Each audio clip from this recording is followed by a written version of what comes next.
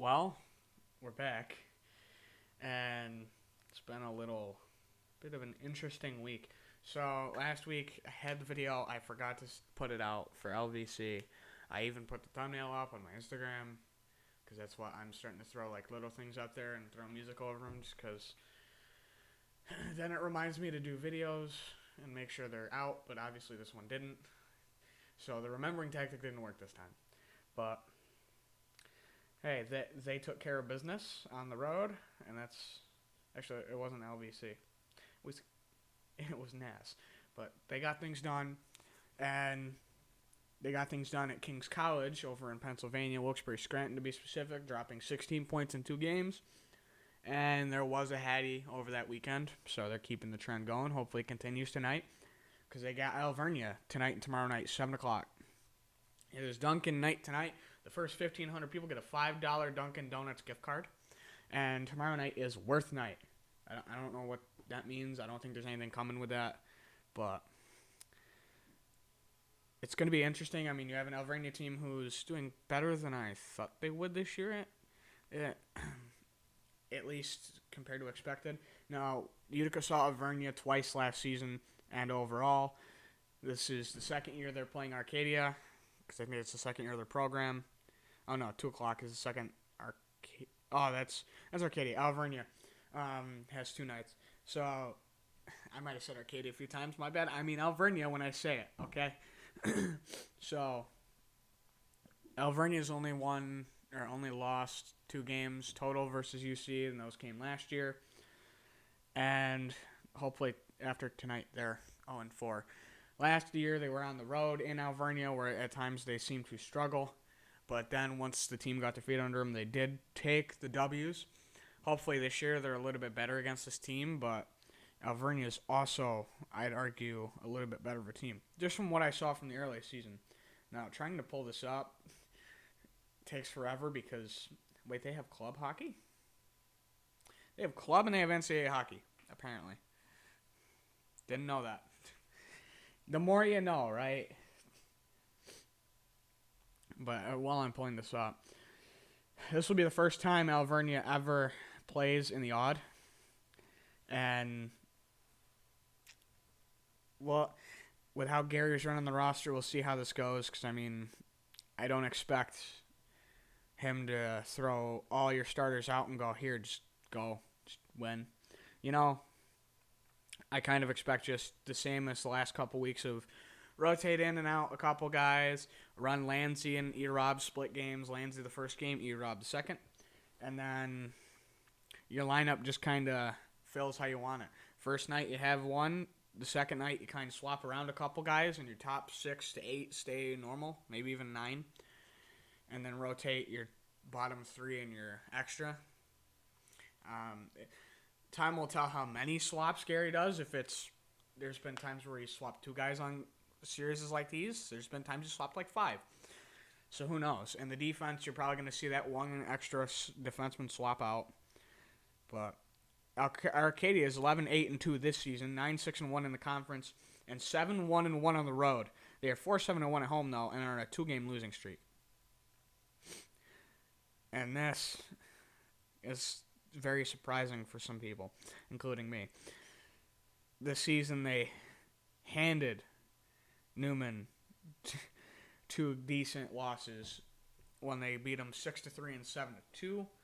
One in Newman, one in Alvernia. I had to think about that for a second, so I didn't say Arcadia. They beat Stevenson 4-1 and then lost to them 5-3, which was at and then versus. So they beat them at Stevenson but lost at home, which is kind of weird. It's like the reverse of what you'd expect. They beat Nazareth twice, 4-1, 2-1, both in Naz. They lost to Manhattanville at home, 2-1 and 4-3. Got leveled by Wilkes 9-1, and then beat them the next night 2-1. So they're a team that they can win some games. They can sneak away with them. So you got to be very smart about how you play them.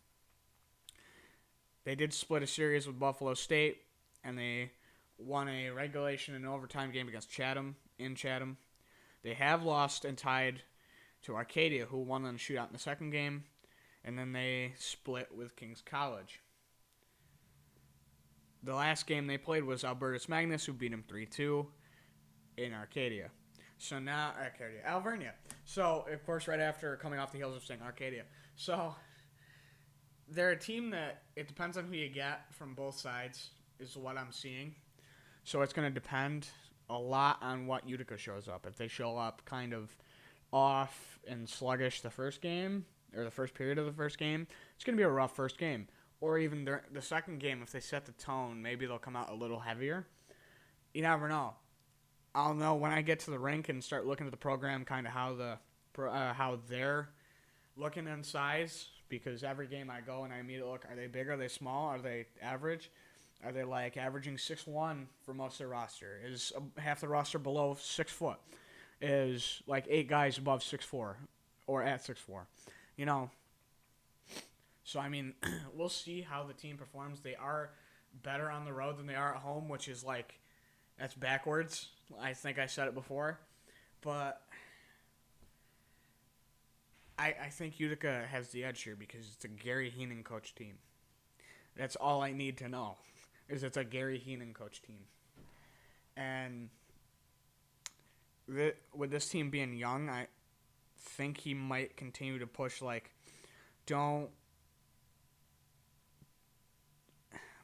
what's the word I'm trying to find? Don't overlook them. That's what it is. Don't overlook them, but also don't play them super bad and get hurt. Don't play them super aggressive, super hard, and hurt your team either. And then, just looking ahead quick, 4 hours, just under, till game time as of recording this, and then you have Arcadia come in the building next week, and that ends off the regular season. So, all in all, it's not looking too bad right now. I mean, going into the game, there's not much I expect UC to not do. So we'll see. You still got guys like Scovey and Wood that are probably going to play that have been producing nicely recently, especially Wood, who has started to score. I originally kept calling him, Mr. 0-5 because he had no goals, but he had 5 assists. Since then, he has 6 goals and 10 assists. He shot up. Oh, no, that's Shane Murphy. He has 9 goals and 12 assists. So he shot up the point numbers. Husey has kind of taken a step back from where he was and slowed down a little. Same thing with Herrera. But I'd rather a bunch of guys take the step up than the same 4, because then that means you're seeing a little bit from everybody. So, I mean, we'll see kind of how this goes tonight. I don't know if to expect much of a blowout, but I wouldn't be surprised if, at least one game they come out and say, here you go, here's a nice dish of 5 to 6 points in 2 periods. Have fun. But you never know. I mean, hockey is a game of, every game counts, and every game is different. Anything can happen on any given day.